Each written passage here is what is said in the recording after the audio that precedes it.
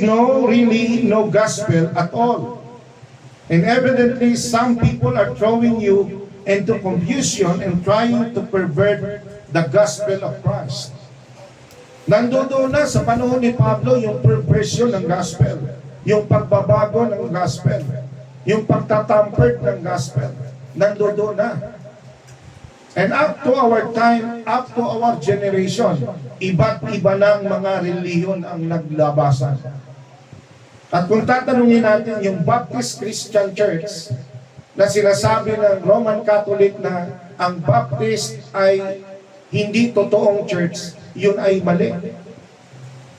Ang sabi ng isang pare na ang pangalan ay si Darwin, Father Darwin na taga Bohol, na sinasabi nila sila ang nag-compile ng Bible at sila din ang nagsulat ng Bible. Ito ay isang kasinungalingan sapagkat pag binasa natin at pinag-aralan natin ang history ng gospel o ng pagkasulat ng Bible, walang existence doon yung tinatawag na Roman Catholic Church.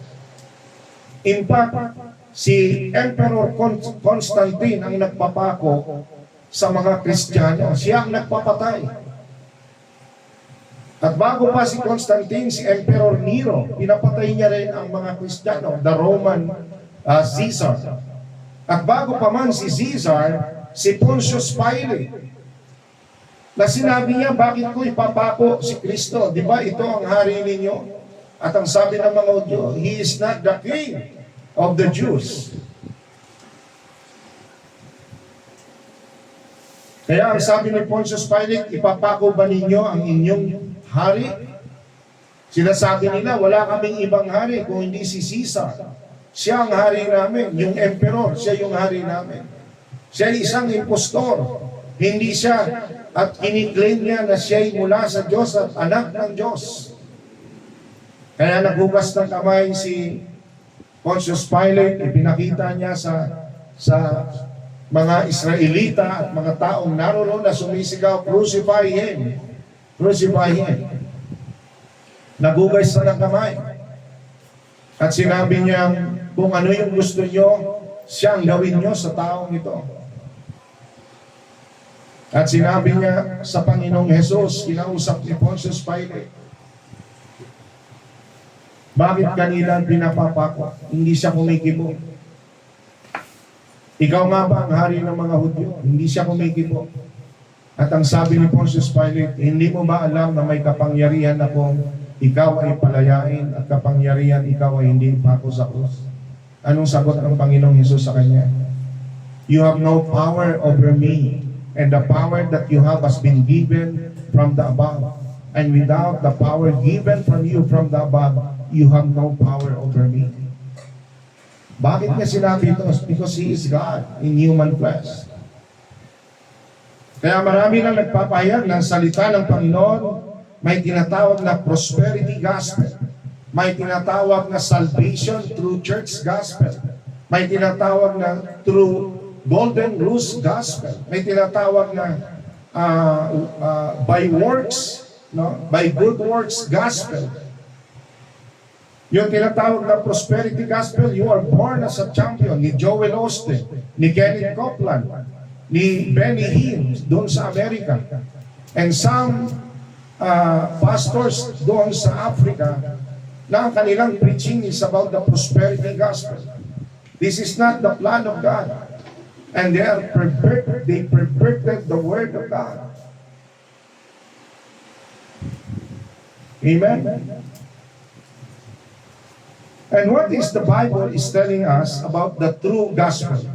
Sinabi niya dito sa Galatians chapter 1 verse 8, but even if we or an angel from heaven should preach a gospel other than the gospel we preach to you, let him be eternally condemned. Imaginein mo ito.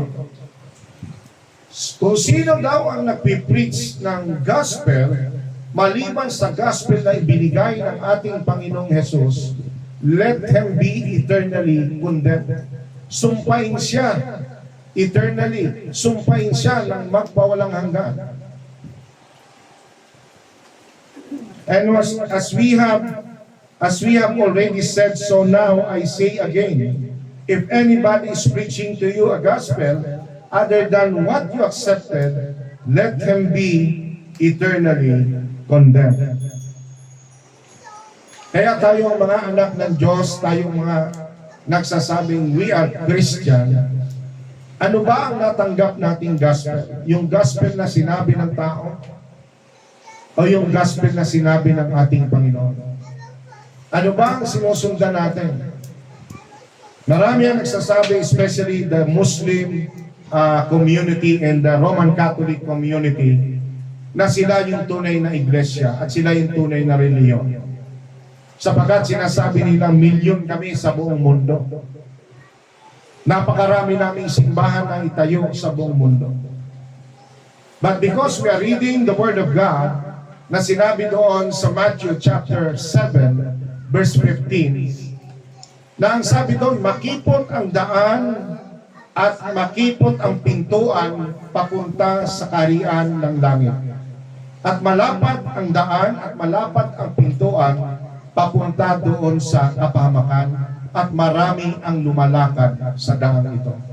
Ang ibig sabihin, ang pagpasok sa kaharian ng ating Panginoon ay hindi malapad ang daan, kung hindi makipot ang daan. At ang sabi ng Bible, kaunti lamang ang mga tao lumalakad sa makipot na daan. Kaya itong ginagawa natin tuwing linggo sa ating panambahan, hindi pinapatunayan ng Bible na ang pagpasok sa langit ay paramihan. Ang sinasabi ng Bible, ang pagpasok sa langit ay makipot at kaunti lamang ang nakakasumpong nito. At sino yung nakakasumpong?